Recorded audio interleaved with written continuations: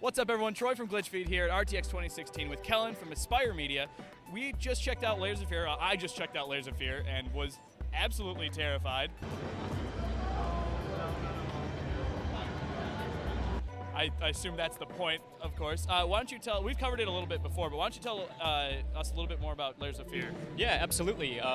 So Layers of Fear is a psychological horror game, and really what makes it different in our minds from other horror games is that there's a strong focus on a narrative element that you're learning about as you're going through the mansion. So there's obviously, like, on the top level, like, a lot of the scary elements when the dynamic and changing environments, but really there's, like, underneath all of that, there's really kind of like a story that you're trying to learn about the painter's family, why he is the way he is, and ultimately kind of helping him try to reconcile all those things. So it's yeah, a lot going on, a lot of layers. There were a lot of, I guess, artistic things in the walls, and the art in the walls kept changing. It was that part was terrifying. Right. Yeah. It's yeah. We really try to build a lot of tension just through.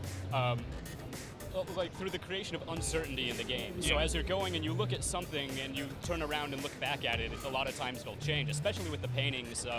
That's one thing that changes a lot, but also with the rooms too. So paths that were closed will now be open, or even the room will just completely change. And yeah, it's really just to create that feeling of uncertainty and to try to freak out the player a little bit that way. Yeah, it's definitely, it's got that feel. You turn around, the door's shut again, or there's no door there, there's just a wall behind you. For someone who likes to just stay in one room and not leave, it was terrifying to know that there's no exit anymore.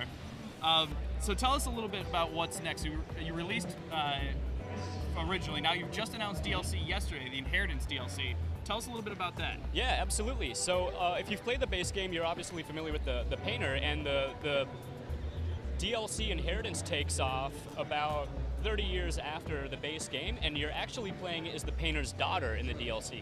So it's an entirely new perspective on the original mansion. So the basic premise is that she has gotten a will from her father because he's passed away. Right. And she went into the foster care at a young age because he was, lost custody for obvious reasons, yeah. But so this is her first time coming back to the house. Okay. So her coming back as an adult, it's like a very emotional experience because obviously she had this very traumatic and tragic childhood. So really the DLC is about exploring that. You learn about the story from her perspective, and basically you'll trigger her memories, which you actually play through. So it's kind of unique in the sense that the player will actually shape her memories, and her memories are ultimately going to decide whether or not she kind of reconciles with her father and forgives him, or if she kind of doesn't. So, I mean, we'll kind of leave the rest of that up to the player to find out, but that's what we kind of have in store for him with Interesting. this. So there's going to be a branching story a little bit, or at least branching endings. Yep, absolutely. Very cool. Now, the original character, the painter, obviously had mental issues. How does the daughter kind of, because obviously it's a lot of the father kind of, in the original game, moving through and the rooms changing behind him, and a lot of vision and stuff. But how does the daughter kind of play in Right. So, well, that's actually also why it's called Inheritance, because she's not only inheriting the house. There's some of those. Some of those traits kind of passed down. Yes, some of those traits passed down as well. Okay. It's a little bit different from the father, so it's not the same kind of effects that you see. But yeah, there's definitely her own kind of traces of his insanity that are passed down, but they're also uniquely hers too. So. Okay, interesting. Because it'll change how obviously the game is structured a little bit. What do we have a timeline for the DLC? So we're going to launch the DLC on August 2nd on PS4, Xbox One, and Steam, and on Steam it'll be PC, Mac, Linux. Oh, cool! So it's going to be wide open platform. And how required? I guess obviously the base game is probably pretty required for the story. Yeah. Where does it fit in? So it's 30 years after, right? Mm-hmm. Will players definitely need to finish Layers of Fear before they pick up the DLC?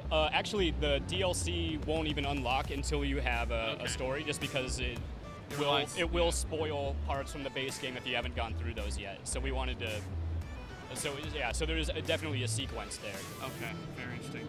Well, definitely check out Layers of Fear if you haven't. If I can play it, anyone can play it. As terrified as I was. And in the meantime, where can they check out the game? Yeah. Where can they find it? Yeah, so it's currently available on Steam, on the Mac App Store, PlayStation 4, and Xbox One digitally. It's currently on Steam Summer Sale now for half off as well, and that'll go through July 4th. Yeah. So. Very cool. And then Layers of Fear Inheritance will be... Yep, August 2nd. August 2nd. Awesome. Well, thanks so much for the time. Yeah. Definitely check out Layers of Fear. It's something. It's terrifying. Thanks so much. Yeah, thanks a lot.